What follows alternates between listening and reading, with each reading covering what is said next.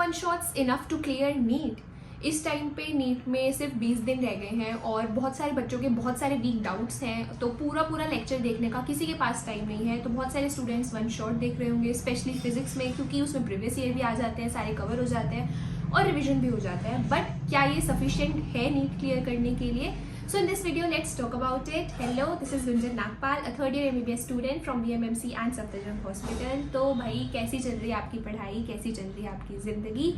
Comments में बताओ कि कितने मार्क्स आ रहे हैं आपके अभी तक मॉक टेस्ट में, कुछ इंप्रूवमेंट हुई भी है या नहीं हुई है। आई नो नीट में अब सिर्फ 20 दिन रह गए हैं, साथ साथ टेस्ट भी देना है, जो कम वीक टॉपिक्स हैं हमारे हमें वो भी कंप्लीट करने हैं, हमें अपनी रिवीजन भी साथ साथ करनी है ताकि हम कुछ भूल ना जाएं। तो इतना सब कुछ हमारे साथ चल रहा है, सब कुछ हमें साथ में बैलेंस करके चलना है। बट अभी जो बच्चा हिम्मत नहीं हारेगा, जो अभी स्ट्रेंथ रखेगा, उसका सिलेक्शन डेफिनेटली होगा। आपको खुद को अपने आप को मोटिवेट करना है, आपको किसी और चीज़ की मोटिवेशन की ज़रूरत नहीं होनी चाहिए बाहर एक्सटर्नल सोर्स से। जब तक आप खुद के लिए इनफ हो अपनी मोटिवेशन के लिए, तब तक आप अपने रास्ते पे सही जा रहे हो। बस अपनी स्ट्रेंथ को मत खो। तो अगर हमें कम टाइम में हमारे रिजल्ट्स चाहिए तो उसके लिए होती है हमारी वन शॉट वीडियोस। कोई भी एक बड़ा चैप्टर है तो वो 7-8 घंटे की वीडियो होती है। टीचर अपनी डिक्टी भी प्रोवाइड कर देता है। इंपॉर्टेंट कंसेप्ट्स, इंपॉर्टेंट टॉपिक्स जहाँ से मैक्सिमम क्वेश्चंस आते हैं वो हमें अच्छे से पढ़ाए जाते हैं। कंसेप्ट की कोई कमी नहीं होती, सारे प्रीवियस ईयर भी कराए जाते हैं। इनफैक्ट आई रिमेंबर कि मेरी भी फिजिक्स बहुत वीक थी, मेरे ऑलमोस्ट 140-150 मार्क्स आते थे फिजिक्स में। लास्ट तक भी मैं कितना ही ट्राई कर लूँ, तो मुझे चाहिए था कि एंड में मैं अपनी रिवीजन भी करती रहूँ फिजिक्स की। बट मुझे चाहिए था कि नोट्स पढ़ के मैं बहुत ज़्यादा बोर हो जाती थी, तो मैंने सोचा कि मैं रोज़ एक चैप्टर रिवाइज कर लूँगी अपना वन शॉट वीडियोज़ से।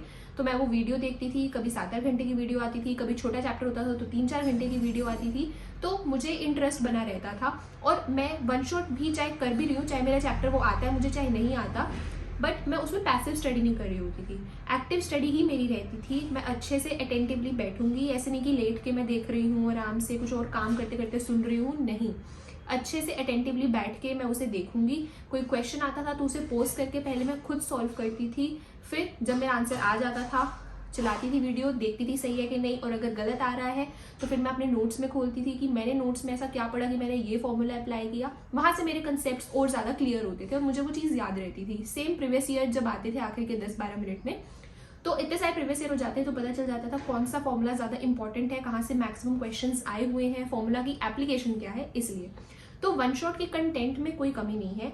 कमी यहाँ आती है कि हम उसे किस तरीके से यूज़ कर रहे हैं, हम उसे अच्छे से सुन भी पा रहे हैं कि नहीं, हम कितना उस वीडियो से हमारे लिए जो आउटपुट है हम वो निकाल पा रहे हैं। तो अगर आपको कोई भी चैप्टर बीच में रह गया, आपको समझ नहीं आया, वीक टॉपिक्स थे, आप बीमार हो गए थे, आपने तब आपका फोकस नहीं था कुछ भी, तो अभी पूरा चैप्टर हमारे पास देखने का टाइम नहीं है डिटेल में, तो उसके लिए आप वन शॉट वीडियोस को यूज़ कर सकते हो। बट वन शॉट वीडियोस जब भी आप देखो, आपने अगर नोट्स अच्छे से नहीं बना रखे, नोट्स आप ज़रूर बनाओ ताकि आपको लास्ट वीक में भी रिवाइज करना हो तो आपको पूरी वीडियो ना देखनी पड़े, आपके पास अपने खुद के बनाए हुए नोट्स हो, उसमें आपने डिटेल्ड अपनी लैंग्वेज में लिखा हो कि ये कंसेप्ट टीचर ने ऐसे ऐसे बताया था और आपने कैसे कैसे कहाँ अप्लाई किया है, कौन कौन से इंपॉर्टेंट टॉपिक्स हैं।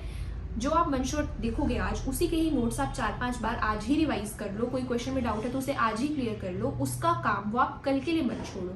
और कल जो आप शुरू करोगे उससे पहले आप 10-15 मिनट जो आपने कल पढ़ा है पहले, वो आप अपना रिवाइज करो। ऐसे कर करके आपके जो वीक टॉपिक्स हैं वो आपके दिमाग में ज़्यादा अच्छे से रिटेन होने लगेंगे। बाकी जो आप रेगुलर आप अपने फुल सिलेबस टेस्ट या पार्ट टेस्ट जो भी दे रहे हो अभी, उसमें वो टॉपिक आता रहेगा तो आपको पता चलता रहेगा कि आपकी कुछ स्कोर में इंप्रूवमेंट हो रही है उस चैप्टर की वजह से कि नहीं हो रही है, या अभी भी दिक्कत है तो फिर से आप रिवाइज करो, नोट्स को बार बार रिवाइज करो, कंसेप्ट देखो आप कहाँ लैग बिहाइंड कर रहे हो। तो नीट में सिर्फ सिलेबस कंप्लीट करना ही मतलब मेन टारगेट नहीं होता।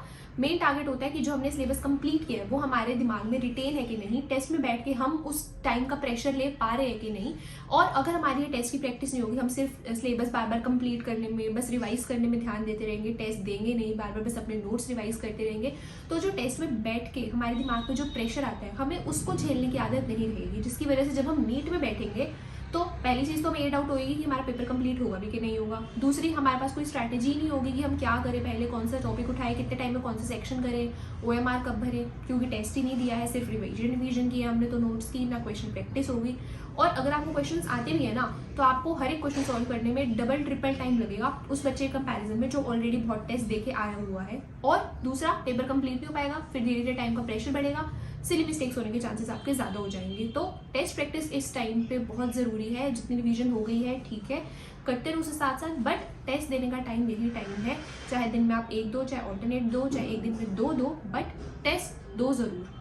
तो जिन बच्चों का नीट निकलता है ना, और जो बहुत एवरेज होते हैं, जिनके पास तुम्हारे से भी कम रिसोर्सेज हैं, वो हार्डवर्क अपना डालते हैं। वीक टॉपिक्स उनके भी होते हैं, जो नीट निकालता है ना बच्चा, वीक टॉपिक्स उसके भी कभी ना कभी होते हैं। बट पॉइंट है कि जो कंसिस्टेंट रह जाता है, जो फोकस रहता है और जो हार्डवर्क डालना नहीं छोड़ता, उसका सिलेक्शन हो जाता है।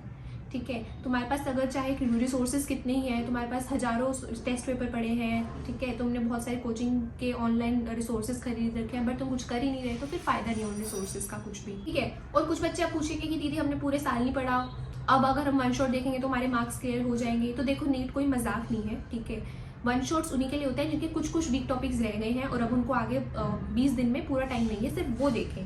जो अभी से नीट की तैयारी स्टार्ट कर रहे हैं, तो भाई नहीं होगा नीट क्लियर, ठीक है, झूठी उम्मीद मैं भी नहीं दूंगी। ठीक है, तो तुम अगले अटेम्प्ट के लिए अगर तुम स्टार्ट करना चाहते हो और अभी से वन शॉट देखना चाहते हो तो ज़रूर देखो। तब ये मत सोचो कि जब अगला साल की तैयारी स्टार्ट होगी नीट के बाद हम कर लेंगे, तो ऐसा नहीं होता। ठीक है, अगर तुम्हारी सिलेक्शन होनी है तो तुम्हें टाइम देना पड़ेगा। ठीक है, सिलेक्शन डिमांड्स टाइम।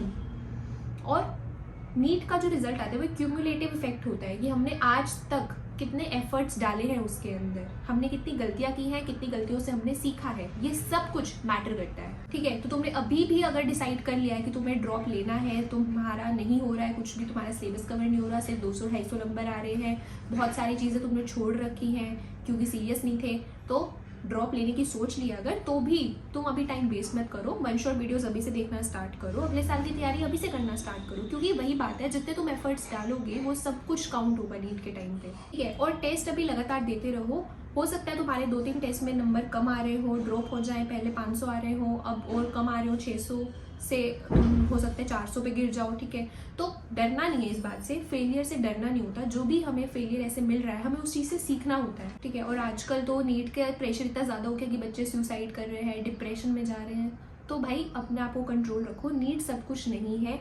अगर तुम्हारे टेस्ट में कम नंबर भी आ रहे हैं तो अभी उनसे सीखो, तुम उन पे काम करो और अगला टेस्ट दो, अपना टेस्ट से सीखो, उन्हें अपना दोस्त बनाओ, उनसे डरो मत। ठीक है, कायर नहीं बनना है। ठीक है, और तुम बोलो कि कोई और अगर कर सकता है सेम रिसोर्सेज के साथ, सेम हार्डवर्क के साथ, तो मैं तो अगर उनसे ज़्यादा हार्डवर्क करूँ तो मेरा सिलेक्शन कैसे नहीं होगा। ठीक है, तो वन शॉट के कंटेंट में कोई कमी नहीं है, डिपेंड्स कि हम उस कंटेंट को यूज़ कैसे कर रहे हैं अपने अकॉर्डिंग। वन शॉट्स को भी 2x पे देख लो, तुम्हारा मतलब बहुत सारे कंसेप्ट क्लियर है तो 2x पे देख लो, लेकिन बिल्कुल क्लियर नहीं है तो आराम से शांति से बैठ के देखो। ठीक है, हो सकता है तुम मेरी वीडियो को भी 2x पे चला के छोड़ दो, मेंटेलिटी ही ऐसी हो गई है कि फटाफट से सब काम हो जाए। ठीक है, तो भाई आराम से टाइम दो, सिलेक्शन में टाइम लगता है, कोई मजाक नहीं है, कोई खेल नहीं है नीट। ठीक है, तो जहाँ तुम्हें टाइम देना है तुम दो, अच्छे से सेटिस्फाई होकर एक पर्टिकुलर टॉपिक कर लो, ताकि आगे कभी तुम्हें दोबारा उस चीज़ में टाइम इन्वेस्ट ना करना पड़े। तो किसी भी चीज़ में तुम्हारा टाइम जा रहा है तो इतना मत सोचो, वो सब तुम्हारे फ़ायदे के लिए ही है। बट अगर बहुत ज़्यादा टाइम तुम कहीं चीज़ पे वेस्ट कर रहे हो तो वो फिर सोचने की बात है। So that's it from my side. और ये है आज का क्वेश्चन, कमेंट में बताओ कि इस क्वेश्चन का आंसर क्या होगा। और टॉप 5 जो होंगे उनको मिलेगी मेरी तरफ से 1 मंथ की फ्री मेंटोरशिप। और अगर किसी को लेनी है paid mentorship, this is the number, you can WhatsApp me. और भाई मुझे अभी बहुत सारे कॉल आने लगे अननोन नंबर से, तो प्लीज़ कॉल मत करना, मैं नहीं पिक करती हूँ किसी का भी। और तो आप मुझे बस व्हाट्सएप कर देना कि आई एम इंटरेस्टेड या I want to join. That's it from my side. And if any video suggestions from you guys, please comments में आओ, बताओ। और अपना मॉक टेस्ट स्कोर भी ज़रूर बताओ। और एनालिसिस तो करते ही होगे सब, तो ये भी बताओ कि किस वजह से तुम्हारे नंबर कट रहे हैं और कौन सा सब्जेक्ट तुम्हें सबसे वीक लगता है। That's it from my side, bye bye and all the very best.